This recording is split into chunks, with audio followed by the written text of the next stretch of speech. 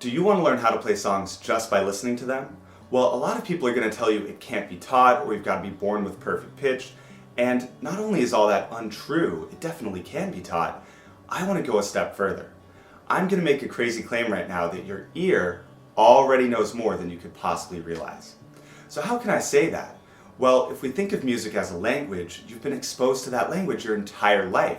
You've been listening to music for years and years, so the building blocks are kind of already there, whether you realize it or not. So this is going to be a fun video. We're going to do some games, some listening exercises, and I really encourage you to make a commitment to yourself right now to stay through the entire video. I don't want you to miss out on anything. This is going to be so eye-opening for you. And with that said, let's get into it. Now, our goal is to play songs by ear. Well, what is a song? There's actually a couple elements to it. A song is a combination of melody and chords. So any song you could ever want to play is melody with chords beneath it, and you get a song. So for us to train our ears, we have to train those two areas, melody and chords. Here's the good news. They both come from what we call a scale. And a scale is something we've all heard. It's that classic do, re, mi, fa, sol, la, ti, do. That's a scale. And most people know that melody comes from a scale, right? Just different patterns of those syllables. Do, re, mi, re, do, so, do. That's how we sort of get melodies. But what people don't know is that chords come from the scale too. So let me show you what I mean. Let's start with something easy, say the C scale. There we go. Do, re, mi, fa, sol, la, ti, do. Now let's turn each of these into a chord. Here's what I mean. If we take do as our starting note, I'm going to do an every other note kind of shape. Right? I'm just skipping over and taking every other note, and that is my do chord. Now I can go up to re and do a re chord, up to a mi chord, and so on. Now the only thing is, we don't want to call these chords do or re. For the chords, we want to refer to them as numbers, like 1, 2, or 3. So there we go. If we start on the first note of the scale, we call it a 1 chord. If we start on the second note of the scale, it's a 2 chord. Then 3, 4, 5, and so on. I think you get it. Pretty simple, right? If you can count, you can do that. So now let's finally get to the ear training portion. This is the reason you're here. And what we're going to do is I'm going to play you a quick musical snippet, and I'm not going to tell you what you're listening for, but I want you to listen closely and then we'll talk about it afterwards. I don't want to give anything away. So check this out. Just take a listen.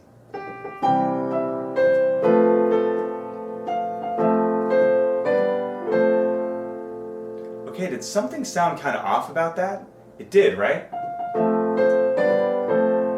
So what's happening is your ear knows where it's supposed to go.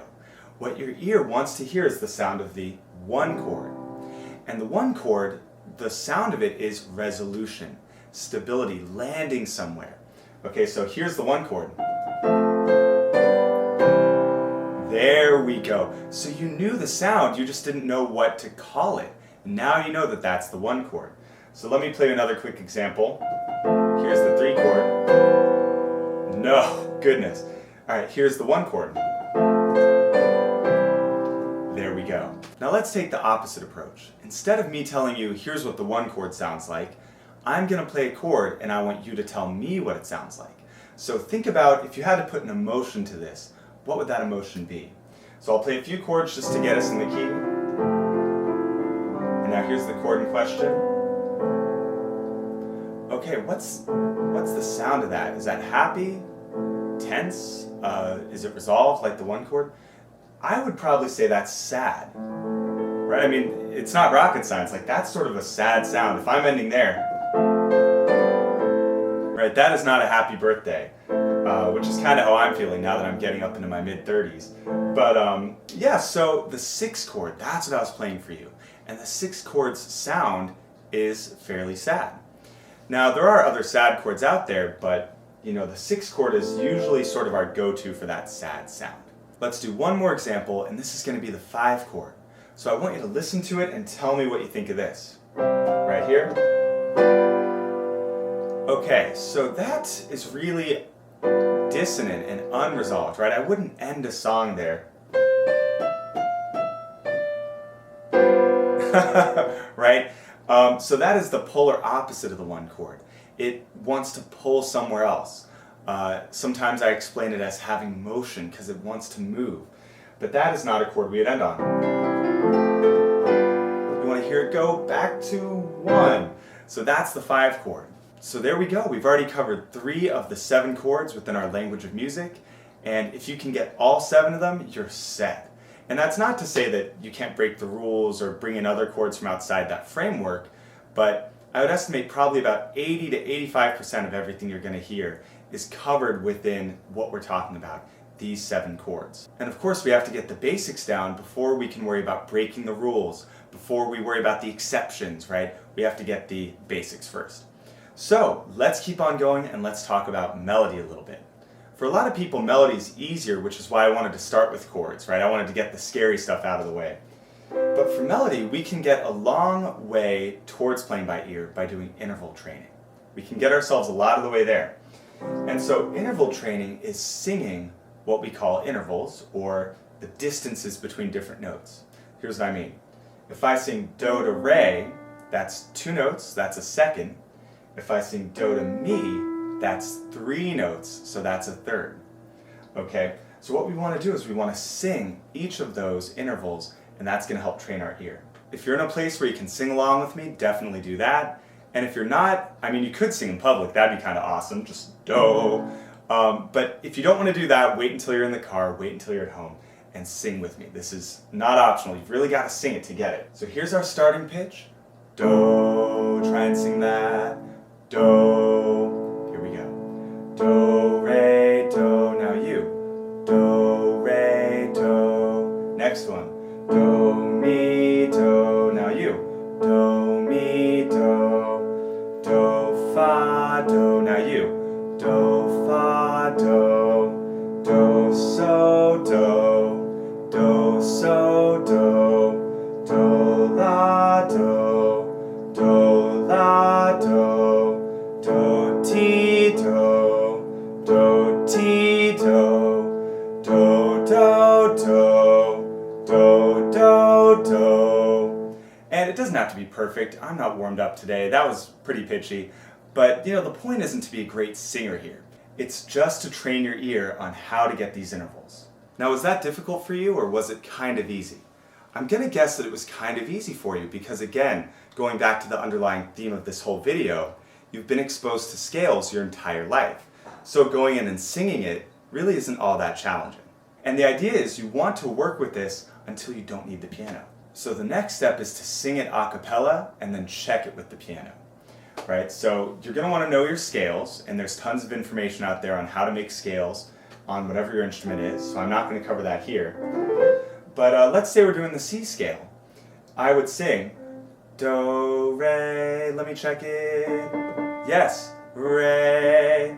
Then I might sing do, mi, that's right. Do, fa, do, so. And I can check each one of those as I go. Now, of course, that's just your starting point for working with melody. There's a lot more to it because melodies aren't going to always go back to do. They're going to flow from one note to the next. They're going to jump and skip and maybe start in places that aren't do at all. So there's a lot more to it, but this is where you want to start. Same thing with the chords. There's more chords we can talk about, but you've got to get your basics down first. Now, if you're interested in going a little bit further with me, we ran out of time on this video. I don't want it to be like a 3-hour video. But I do have a playing by ear course that I sincerely think is the best thing out there on the internet if you want to learn to play by ear. And I even verified that. I bought some other people's courses to see how they taught it, and some of the courses didn't even have ear training. You've got to actually use your ear, and then you've got to connect it to your instrument. So my training, we obviously go through all the chords, we talk about melodies, there's rhythm exercises, so you know when to combine these elements together. There's so much to it, I can't even begin to describe all of it. And if you're interested in going a little bit deeper, I highly recommend you check out my Piano by Ear course. Alright, thank you so much for checking out this video. I hope you loved it. If you have any questions, let me know, and I'll see you next time. Oh, I almost forgot. Okay, this is like the coolest part of the whole video. I feel like I'm getting more hype as this video goes on. I love teaching this stuff. But you might be saying, okay, Corey, what if I practice with the C scale, but then the song is using a different scale, like a G scale or A flat or something? The good news is, this is one area where not having perfect pitch works in your favor. For those of us without perfect pitch, we're just as happy to hear a song in the key of, say, D, as we already heard in the key of B flat. They both sound like Happy Birthday. Yes, they're a little bit different, but the intervals, the chords, they work the same way. Let me show you what I mean. If we really learn the sound of those 7 chords, we're going to find that it transfers, it applies to every single scale that we could use. So the 1 chord is still going to sound resolved, even in the key of F sharp. There's the 1 chord. The 6th chord is still going to sound sad, even in the key of F. There's the 6th chord. Right? So everything is still going to apply. Do, re, mi still sounds the same in the key of E. Do, re, mi, fa, sol. Same stuff, right? I can't even talk right now, but you get the idea. So what you have to do is you have to learn the building blocks. Do, re, mi, fa, sol, la, ti, and the chords 1, 2, 3, 4, 5, 6, 7. Then you can apply it to any scale you need, right? If your song's in the key of G, use a G scale. If your song's in the key of D, you're going to use the D scale. And of course, to be able to do that, you have to know your scales. And a lot of people know their scales already, but if you don't, we cover that in the course as well. Now, one other thing to talk about is, since we don't have perfect pitch, I'm assuming you don't have perfect pitch, which is why you're on this video, we have to take an extra step. We can listen to a song and say, okay, the melody is do, re, mi, so, mi, re, do, or whatever it may be. We can hear, okay, there's the 1 chord, it's resolved. There's the 6th chord, it's kind of sad. But the problem is, I don't know what key a certain song is in until I get to a piano. So that's the difference. Someone with perfect pitch could listen to a song and say, this is using a B scale. But for us, we have to just get to our instrument, and it only takes about a second. So as a matter of fact, let's do an example right now. Okay, so I thought of a song that I don't know the key of yet, and I think most people are going to at least be familiar with this. And this is The Middle by Jimmy Eat World. So we're trying to find Do. Do, do, do. There we go. Okay. Alright, so I just found the key of it, right? I found, okay, this is in the key of D, and I already knew from hearing it what the melody was going to be, right? Do, do, do, do, do, re, ti, ti, ti, ti, ti, ti, do, la, so. Or actually, I just think like 1, 2, 7, right? I think about it more numerically. And eventually get to the point where you don't really think about that at all. Like when I listen to music, I'm not thinking 1, 2, 3. Like I'm just listening to it and enjoying it, but I also know where it's sitting in the scale. So if you do it long enough, it can become second nature. And then for the chords, I was hearing 1, and then 5, a little more tense. There's the 4 chord. Now you know this one. Back to 1.